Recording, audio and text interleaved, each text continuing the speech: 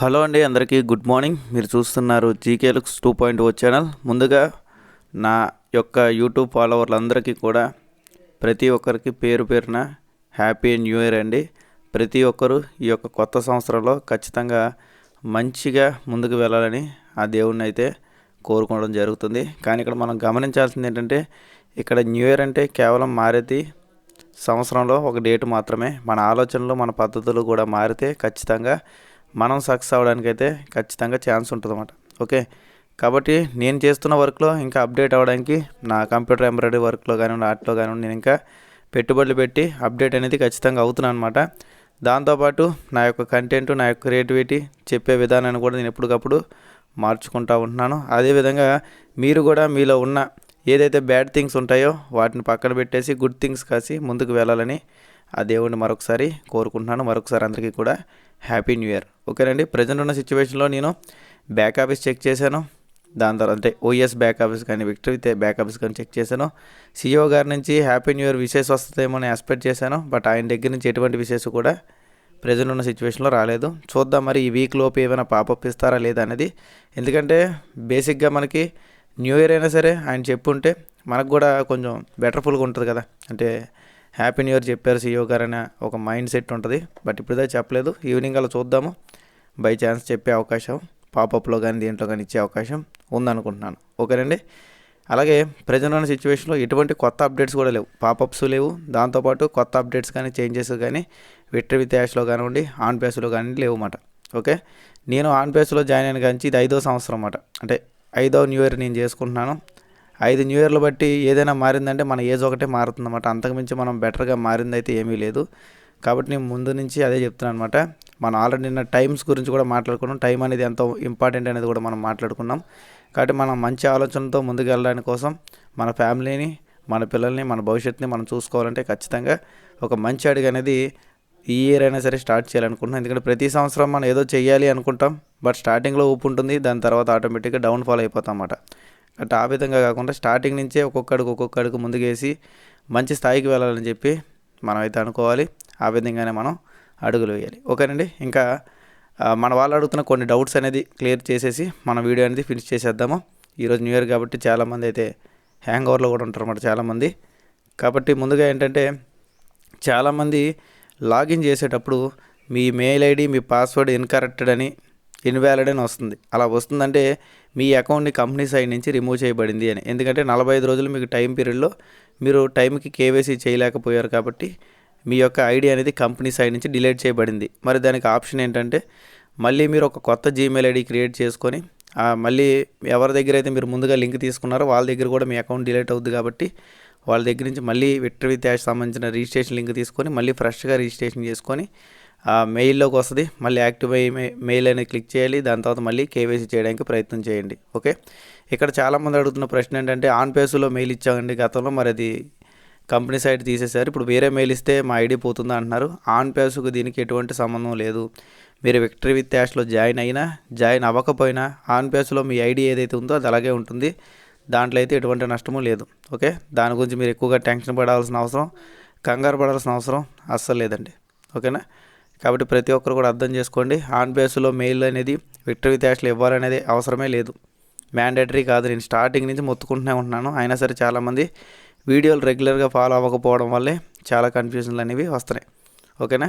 కాబట్టి company side నుంచి ఎవరికైతే ఇన్వాలిడ్ అని కానీ లాగిన్ అవ్వకపోతే ఖచ్చితంగా మీరు ఫ్రెష్ మెయిల్తో ఫ్రెష్గా రిజిస్ట్రేషన్ చేసుకొని మళ్ళీ ఫ్రెష్గా కేవైసీలు చేసుకొని గతంలో ఏ డాక్యుమెంట్స్ ఇచ్చారో అవి కాకుండా వేరే డాక్యుమెంట్స్ ఇవ్వండి. అవసరమైతే పర్సన్ కూడా మారండి. ఇప్పుడు ఎగ్జాంపుల్ పలానా జీకే అనే వ్యక్తి దగ్గర ఆధార్ కార్డు మాత్రం ఉంది. అతను ఆధార్ కార్డు పెట్టాడు, ఫేస్ పెట్టాడు, తీసుకోవట్లా. అప్పుడు మనం నెక్స్ట్ టైం మనకు డిలీట్ అయిన తర్వాత మన ఫ్యామిలీ మెంబర్స్లో అమ్మదో, అక్కదో, చెల్లిదో, వైఫ్దో ఎవరిదో ఒకల ఆధార్ కార్డు వాళ్ళ ఫేస్ చూపించండి. లేదా డ్రైవింగ్ లైసెన్స్ ఉంటే వాళ్ళ డ్రైవింగ్ లైసెన్స్ వాళ్ళ ఫేస్ చూపించండి, అవుతుంది. కావాలంటే రిజిస్ట్రేషన్ అయిన తర్వాత కూడా మీరు ప్రొఫైల్ ఆప్షన్లోకి వెళ్ళిన తర్వాత పేరు మార్చుకోవచ్చు, ఫోన్ నెంబర్ మార్చుకోవచ్చు, కంట్రీ మార్చుకోవచ్చు, పాస్వర్డ్ కూడా మార్చుకోవచ్చు. ఓకే, ఇన్ని ఆప్షన్లు ఉన్నప్పుడు మీరు టెన్షన్ పడడానికి ఏముంది చెప్పండి. టెన్షన్ పడేంత ఏం లేదు కదా. ఓకేనా. టెన్షన్ పడే హడావిడి చేసేంత ఏమీ లేదు. ప్రజెంట్ మనకి ఇంకా కంపెనీ సైడ్ నుంచి ఏవైతే ఇంకో 2 పాపప్స్ రావాలో ఓఈఎస్లో, అంటే ఓ న్యూస్ 20 పార్ట్ 1 వచ్చింది, పార్ట్ 2 రావాలి, పార్ట్ 3 రావాలి. అవన్నీ వచ్చిన తర్వాతే మన కమిషన్లకు సంబంధించి అంటే కంపెనీ సైడ్ నుంచి డబ్బులు అనేది మనకి ఏమైనా ఇస్తారా లేదా కంపెనీ సైడ్ నుంచి డబ్బులు ఇవ్వలేకపోతారా అనేది మొత్తం కూడా CEO గారు వచ్చి క్లారిటీ ఇవ్వాలన్నమాట. ఆయన వచ్చి క్లారిటీ ఇచ్చేదాకా మనం ఏం చెప్పలేము. ప్రజెంట్ ఉన్న సిచ్యువేషన్లో గ్రూపుల్లో మాత్రం చాలా వాయిస్లు అడవిడి జరుగుతున్నాయి. వ్యాలెట్లు వస్తూనే ఉంటున్నాయంట, డబ్బులు ఎంత గీకినా సరే డబ్బులు వస్తూనే ఉంటాయంట, జీవితకాలం తీసినా సరే డబ్బులు అయిపోవంట. ఎవరికి నచ్చిన స్టోరీలు, ఎవరికి నచ్చిన వాళ్ళ సినిమా స్టోరీలు అయితే వాళ్ళు వెళ్తున్నారు తప్ప ప్రాక్టికల్గా ఎవరి దగ్గర చిన్న ప్రూఫ్ కూడా ఉండదు. మనం చెప్పుకుంటూ ఉన్నాం కదా, ప్రూఫ్ ఉన్నవాడు ముందు చూపిస్తాడండి. కంపెనీ ఐడి తీసేస్తుందంటే వాళ్ళ ఐడి నెంబర్ చూపిస్తేనే కదా కంపెనీ ఐడి నెంబర్ తీసేసేది. వాళ్ళ నెంబర్ చూపించకుండా కూడా చూపించవచ్చు. బట్ వాళ్ళ దగ్గర అది ఎన్ని కాదు, జస్ట్ ఏంటంటే ఒక హైప్ క్రియేషన్ చేయడం, గ్రూప్లో వాళ్ళ వాయిస్ రాగానే 10 మందికి షేర్ చేయాలని వాళ్ళు ఫీల్ అవ్వడం. అదేమో ఎవరో ఒకరు యూట్యూబర్ తీసుకొని దాన్ని తీసుకెళ్ళి యూట్యూబ్లో పెట్టడం, అది 10 మందికి కాస్త 1000 మందికి 10,000 మందికి తెలియడం, మళ్ళీ వాళ్ళు కన్ఫ్యూజ్ అవ్వడం, ఇదంతా కూడా ఒక థియరీ అయిపోతుందండి. ఓకేనా? కాబట్టి ఇలాంటి థియరీలు గీరీలు చేయకుండా ఎవరి పనులు చేసుకునే విధంగా చెయ్యాలని మనస్ఫూర్తిగా మనం కోరుకుందాం.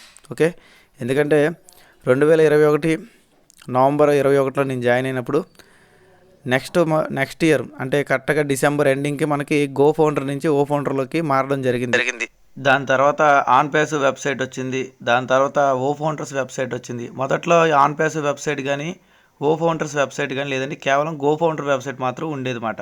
దాని తర్వాత మనకు బుర్జ్ ఖలీఫా మీద ఆఫీస్ తీసుకున్నారు.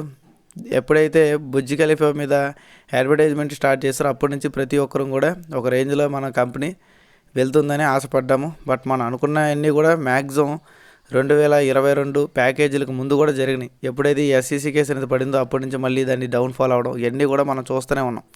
కాబట్టి దేవుడు తప్ప కంపెనీని ఎవరు కూడా ఆపలేరని చెప్పి CEO గారు చెప్పారు. అంటే దేవుడు తప్ప మానవ మాతృలు ఎవరు కూడా కంపెనీని ఆపలేరని చెప్పారు. బట్ ఏంటంటే ప్రాక్టికల్గా కంపెనీలో ఉన్న చిన్న చిన్న లోటుపాట్లను చూసి ఒక లేడీ అయితే కేసు వేయడం ఎంత హడావిడి జరిగింది. మళ్ళీ ఆ టాపిక్ నేను ఎన్నిసార్లు చెప్పినా సరే రిపీట్గా చెప్పినట్టు ఉంటుంది. కాబట్టి ఇవన్నీ కూడా జరిగినాయి. SEC వాళ్ళు ఆంక్షన్ విధించారు, సెటిల్మెంట్లు జరిగినాయి, ఈ అంత హడావిడి కూడా జరిగింది. ఓకే, కాబట్టి ఈ విక్టరీ విత్ యాక్షన్ అయినా సరే మనకు సక్సెస్ ఇవ్వాలని ఆయన ప్రయత్నం చేస్తున్నాడు.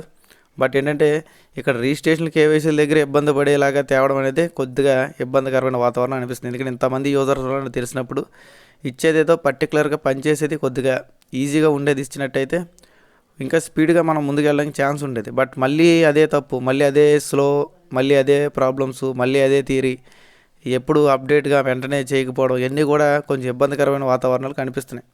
అంతే కదండి, కేవలం 1 ఇయర్ కూడా అవ్వకుండా వచ్చిన కంపెనీలే జమ్ అని ముందుకు వెళ్ళిపోతున్నాయి. మనదేమో 7.5 సంవత్సరాలు కంప్లీట్ అయిపోయింది. ఇప్పుడు ఇంకొక 6 నెలలు వస్తే 8 సంవత్సరాలు కూడా కంప్లీట్ అయిపోద్ది అన్నమాట. బట్ ఇంకా కూడా మన వాళ్ళు చాలా స్లోగా చాలా నిదానంగా అయితే ముందుకు వెళ్తున్నారు. దీనివల్ల మనకి టైం అనేది చాలా వృధా అవుతుంది. మనం నిన్న కూడా మాట్లాడుకున్నాం, ఎన్ని కోట్లు పెట్టినా ఎన్ని లక్షలు పెట్టినా టైంని చనిపోయిన మనిషిని వెనక్కి తీసుకురాలేం మనం. ఓకే, ఆ రెండు కూడా అయిపోయిన తర్వాత మళ్ళీ మనం వెనక్కి తీసుకురాలేం. దానివల్ల నష్టం తప్ప లాభం ఉండదు. కాబట్టి ఏదైనా సరే మనకి టైం ఉన్నప్పుడు, వయసు ఉన్నప్పుడు మాత్రం మనం అన్నీ చేయగలం. ఓకేనండి, ఇంకా ఈ రోజుకి ఇచ్చాలు. మ్యాక్సిమం నేను మీకున్న డౌట్స్ అన్నీ క్లారిటీ ఇచ్చారనుకుంటున్నాను. కొత్త వాళ్ళకి మళ్ళీ 50 లింక్స్ వస్తున్నాయి. అది ఆల్రెడీ మనం చెప్పుకున్నాం. పాత వాళ్ళకి మాత్రం 25 లింక్స్ మాత్రమే ఉన్నాయి, ఇన్విటేషన్ లింక్స్. ఓకేనండి, ఈ వీడియోలో అయితే ఇంతే ఉంది. అలాగే ప్రతి ఒక్కరు ఎవరైతే వన్ ఆపర్చునిటీ రిజిస్ట్రేషన్ నా ద్వారా చేసుకున్నారో ప్రతి ఒక్కరు కూడా రోజుకు 10 నిమిషాలు కేటాయించి ఒక 10 టాస్క్లైనా చేయడానికి ప్రయత్నం చేయండి. కుదిరినంత వరకు ఒక 5కి రిఫర్ చేయడానికి ప్రయత్నం చేయండి. ప్రజెంట్ ఓటీపీలు కొద్దిగా రావడం లేదు. కాబట్టి రిజిస్ట్రేషన్ అయిన వాళ్ళు ఓటీపీలు అనేవి రాగానే మళ్ళీ నేను మన గ్రూప్స్ ఉన్నాయి కదా, గ్రూప్స్లో అప్డేట్ ఇస్తాను, లేదా యూట్యూబ్లో కూడా చెప్తాను. థ్యాంక్ యూ అండి.